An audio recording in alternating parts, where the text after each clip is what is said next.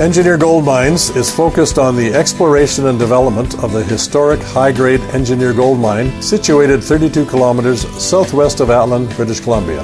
Engineer Gold Mines is fully permitted for surface and underground exploration with the drill program now underway. Engineer Gold Mines Limited trades on the TSX Venture Exchange, symbol EAU. For more information, please visit us at engineergoldmines.com. You're listening to HowStreet.com radio, available online at TalkDigitalNetwork.com. Welcome to HowStreet.com radio, the online source for market opinions. Here is Jim Goddard. My guest is market historian Bob Hoye. He's the chief investment strategist for chartsandmarkets.com. Welcome back to the show, Bob. Yeah, hi, Jim. Here we are, Friday. Bob, your worldwide audience really appreciates the advice that you give them and your comments, and we have a lot of questions to get to today. So our first one comes from Michael.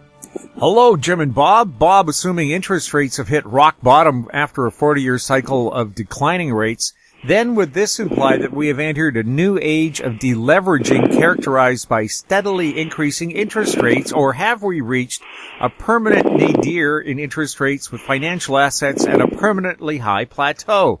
Bob, how would a new age of deleveraging look like in terms of the inflation-deflation debate and the direction of asset prices?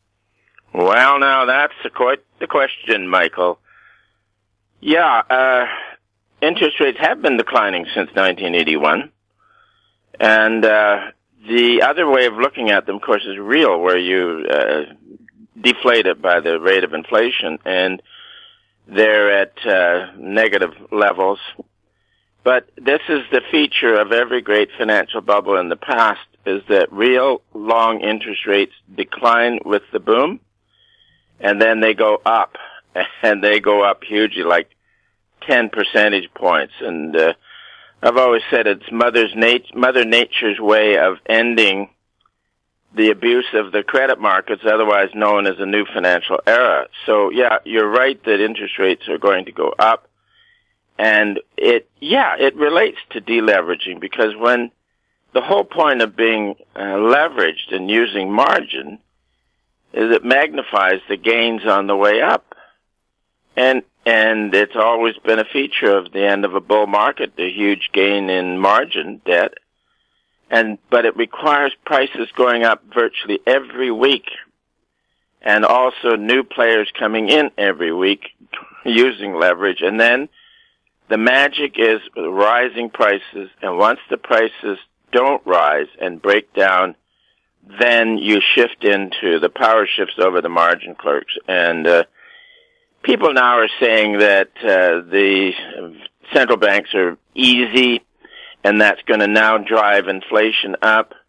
But I think what's happened is that the financial bubble is the big thing.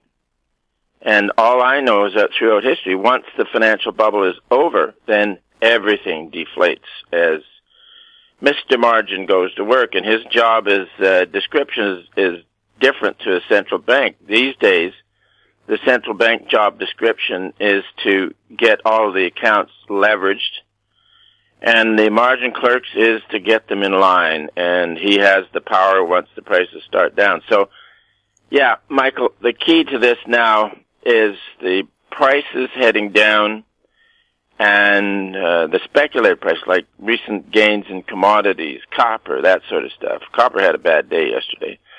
Once these roll over, then the crisis will come, and they'll discover that there really is no liquidities, and this is where we're advising our accounts to build liquidity on this incredible strength. So thanks for the question. From Justin in Berkeley. Hi, guys. The British pound sterling is often cited as a senior currency that lost status and was replaced by the US dollar in 1919, specifically after the British welched on the gold peg due to war debts. Inflationists often cite the loss of senior status as the destiny of the US dollar with all the printing that's going on. My question for Bob is, why is the U.S. dollar still the senior currency in that case? Like the UK, we also defaulted on the gold standard and peg in 1973. Wasn't our super inflationary event already in the 70s? It seems like the senior currency is more of a burden than anything else.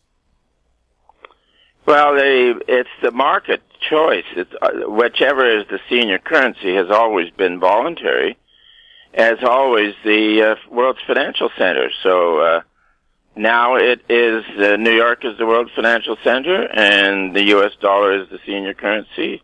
Hitherto, it was London was the financial center, sterling, and you can go all the way back to 1500s when Holland was, and Antwerp was the financial and commercial capital of the world. So it's all voluntary, and most of the transactions are done in U.S. dollars. And the other one that is really going to spook the inflation guys is that once the deflation starts, people then want to pay off their debt. And if you have a majority of the debt issued out of New York, due and payable in U.S. dollars in New York, that represents a huge short position. So, and this has been the case, for hundreds of years, is the problem after a financial bubble is servicing the debt from a weak currency into a hard currency. And I expect the U.S. dollar, once it's building a long base here now, about almost 5 months. Typically, they're around 4 or 5 months to build the base.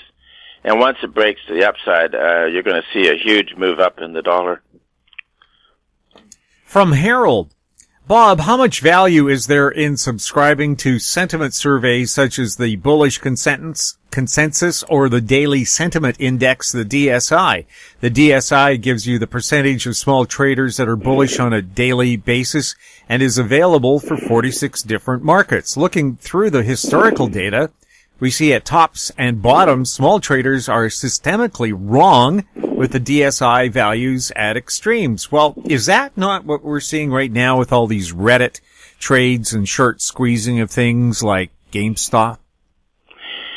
Yeah, sentiment figures are valuable for your own use. I refer to them occasionally when they're exceptional. In between, they're not much guide. And then as for what the small trader is doing, that's of interest too, because it goes back to I remember in the late 60s, early 70s, I knew guys were keeping track of technical stuff, money manager guys. And one of them was the odd lot trades, where the small account didn't have enough money to buy a board lot of 100 shares of some expensive stock, so there was odd lot trades. And there was, I can't remember the exact rule, but most of the time the odd lotter was wrong, but at a certain point in the stock market cycle he was right, but forgive me, I can't recall. But yeah, sentiment figures are good to watch. From Chris, I appreciate the great show, guys. Bob, if you're bullish on gold over the next few years, then you must be bearish on the dollar index, right? I mean, gold and the dollar can't both rise together, I ask, because a major worldwide stock sell-off, the U.S. dollar usually rallies as the reserve currency. Do you expect that again from the dollar when we have an unwinding of the financial bubble? And what does that say about how gold will react with a strong U.S. dollar in a sell-off? Yeah, there are times when you've had some financial pressures, when the dollar's been firm to steady and gold can rally. Again, I'll repeat that the key to gold and gold stock behavior in a financial mania is that the gold's real price goes down and gold stocks underperform, and then once the mania is over, gold's real price goes up and setting up improved earnings for the sector. So ultimately you have in a post-bubble deflation, the real price of gold is good, and gold miners make money, and you can have some fabulous bull markets in a post-bubble contraction. This is where I think that gold is in the early stages of a multi-year bull market. From Caden in Mississauga, Ontario, Dear Jim and Bob, I'm a long-time listener, but this is my first time submitting a question. Way to go, Caden. I love your weekly interviews and your guests, including Bob. They're top-notch. My question for Bob: it seems there are many economists and economic historians stating that we are nearing the end of the financial bubble. About a month ago, Bob stated in your weekly Friday program he's anticipating the end of the financial bubble as we enter the twilight zone in the fall. Yeah. Does Bob agree with the estimate of a correction of a magnitude that could be of 40 to 60%, and does he see a rise in precious metal prices coming out of that correction? Yeah, good one. And also I like the part that says it's always going to be different this time. Yeah, it's almost a formula. So, again, the market, the stock and commodity markets were likely to be positive through to mid-year. They've become highly excited. Then after August, we're heading into the twilight zone, and the liquidity crisis is going to drive a lot of prices down. So, yes, this gets fascinating because in a liquidity crisis, the careful money goes to the most liquid place where it's going to be safe. Now that is T-bills in the senior currency, which is the U.S. dollar. So there's going to be a bid for the dollar. And then also the other liquidity item is gold. So there's going to be a bid for gold. But in the between time, there may not be a bid for gold stocks. So we're playing it carefully, and our technical work will be able to identify the next buying opportunity in the gold stocks. From David, do major stock market corrections really always happen in the fall? What are the actual numbers of that? It appears that if the fall and occasionally March, like March 2000, are the only points where markets seem to perform major corrections are in the fall. And does that mean the markets are safe until this fall? Yeah, the last part, no. It's the exuberance recently is exceptional. Very amazing things going on. So that's then vulnerability is built in, and the history of finding a liquidity crisis in the fall is old.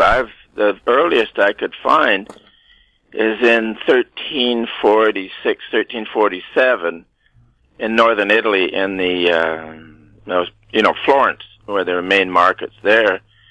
And the mortgages were traded. And then there became a financial crisis. And there's a wonderful book, I think the historian's name is Cipolla, on it. And the worst stages of that mortgage crisis occurred in the fall. And then you've got a history of fall crashes, beginning with the South Sea bubble in 1720, and here is the pattern on great financial bubbles. As they occurred in London, the peak was in May or June, churned around in the summer, and then all crashed in the fall. And then you get the old saying in the market, sell in May and go away. And then typically, if you have a disaster in October, November, you want to be buying it. So, it seems to be built in to financial history, and it looks like it's a very good time to be selling in May, so to speak. Thanks for the question. I wonder if markets traditionally fell in the fall because that's when you harvest your crops, and if you had a poor harvest, would that cause markets to fall? Oh, Jim, I saw a study ages ago that it was something to do with the farmers borrowing money through the summer or early in the season for planting, and then getting cash in the fall with their harvest. But I don't know. I don't know. I just thought it was a logical thing to ask. So yeah, no, there was, as I said, there's been studies on it, but all I'd say is it happens. So. From Cecil, you say Cecil. Hi, Bob. I've heard some market commentators say that quantitative easing is disinflationary. Is this correct? How does quantitative easing work, and will it ultimately create significant deflation? It's my understanding that buying up bonds helps drive down interest rates, but doesn't all the bonds that I've bought send money into the economy? Would that not be inflationary? Thanks from Cecil. You say Cecil. Yeah. Oh, it's very complicated out there. The quantitative easing is just a sophisticated term for reckless central banking. The central bankers really are a bunch of charlatans. It doesn't work. They have this notion that unless let's stay in the U.S. with the Federal Reserve System, unless the Federal Reserve is accommodating or easing, everything's going to be deflationary. And then in at times when it's good, they want to ease in order to keep the recovery going. And then it runs out. Every business cycle and credit cycle runs out of players and energy and rolls over and goes down. And no amount of throwing credit at it will prevent the contraction, because one of the most conclusive little essays or editorials I noted is that in 1932, Barron's, very esteemed publication, in an editorial pointed out that every anti-deflationary measure taken by the Federal Reserve is seen not to work. And the essay went on and said that their anti-deflation measure was buying bonds out of the market to inject cash in. So, but then you've got, since the 1960s, interventionist economists saying that the reason why you had such a hard crash over 1929 and the Depression is because the Fed was deliberately tight. But it wasn't. There's evidence all over the place that it was very easy all through the crash, and that editorial is really distinctive. And but the interventionist economists, they consider that the Federal Reserve is the perfect instrument. And then when you do get a crash and deflation, they then have to blame it on the guys who were running it at the time. But no, there's plenty of evidence that in 1929, yes, the Federal Reserve did raise the discount rate in August from 5% to 6%. That was late in the game, but they were trying to tighten money to Wall Street, which had become dangerous. But at the same time, they were trying to ease money to Main Street, which didn't work.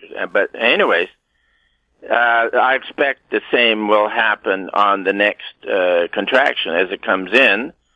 The Fed will be doing everything it can to inject credit into the markets, but because the credit contraction can be so powerful, it'll likely overwhelm attempts by the Fed to keep the boom going. So, good question. Cecil. From Willem Gruta in the Netherlands, does Mr. Hoye know the real reason why Nixon broke the connection between the U.S. dollar and gold in September 1971?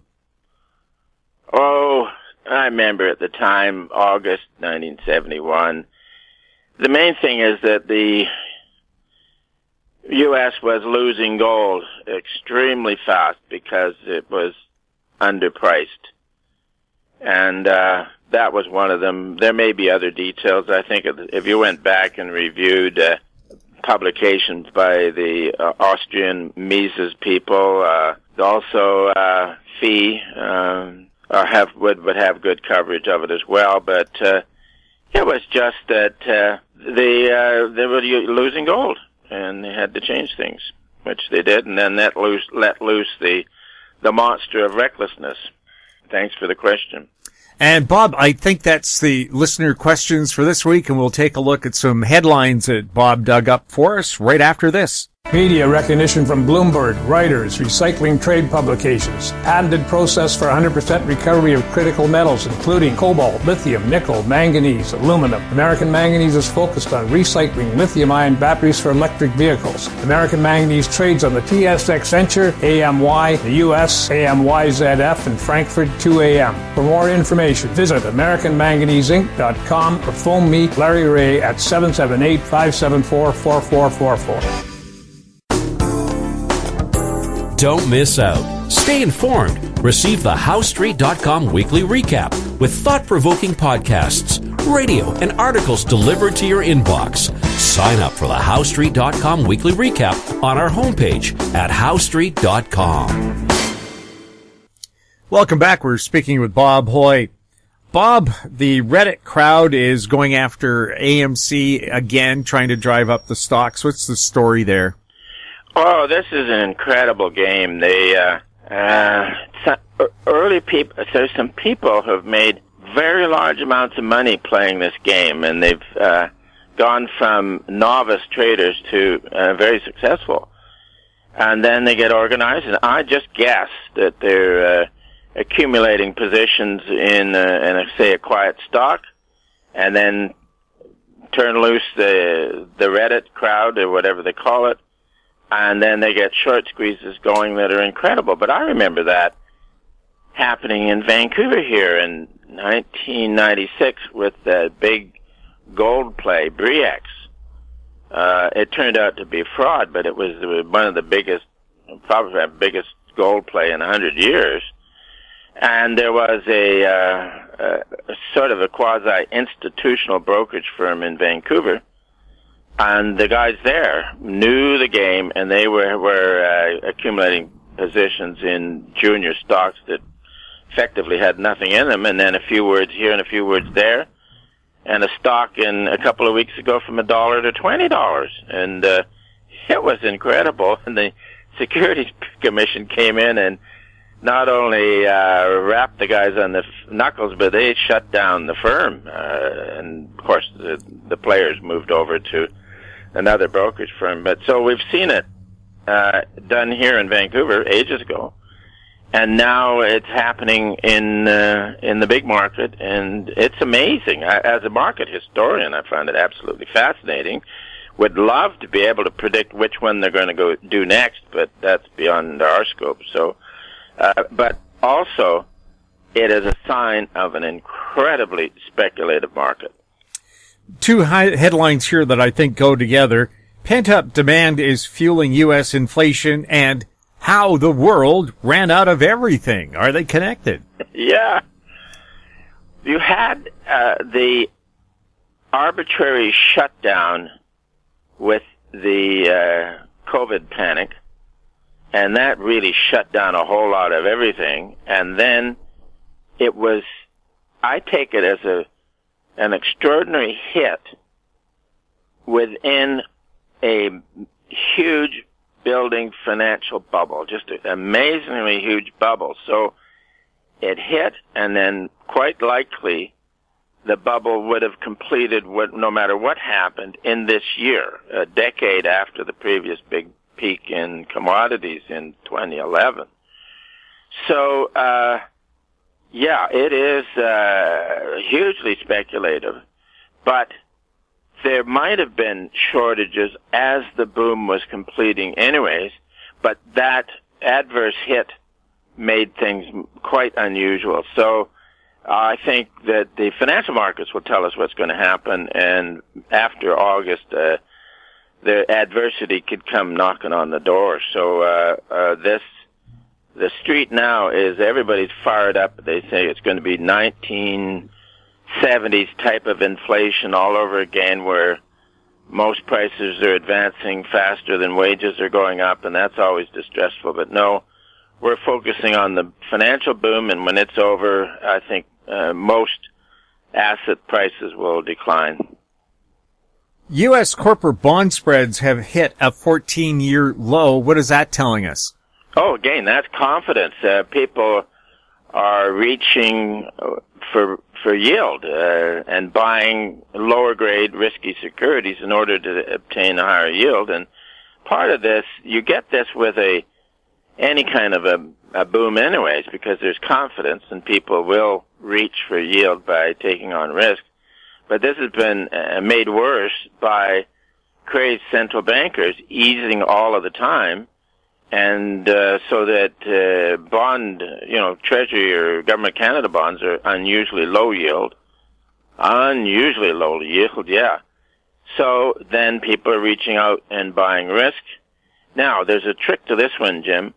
is that these credit spreads, which is the difference between high-grade bonds and low-grade bonds, typically, seasonally, declines into May or June, and then turns up, or as we call it, narrowing, turns to widening. So, on our charts, the things that we chart, they're all, spreads are narrow, and so we're just watching for the turn in here to widening, and that would be one of the things to watch for the end of the bull market. Bob, thank you so much for being on the show. Yeah, Jim, good to be with you, and look forward to next week.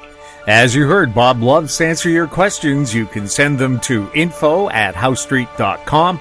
Our YouTube channel is Talk Digital Network. Find us on Twitter @HoweStreet. We're also on Facebook. I'm Jim Goddard. Thank you for listening. Comments made on HoweStreet.com radio are an expression of opinion only and should not be construed in any matter whatsoever as recommendations to buy or sell any financial instrument at any time. Available online at TalkDigitalNetwork.com. HoweStreet.com radio is a production of Howe Street Media Incorporated.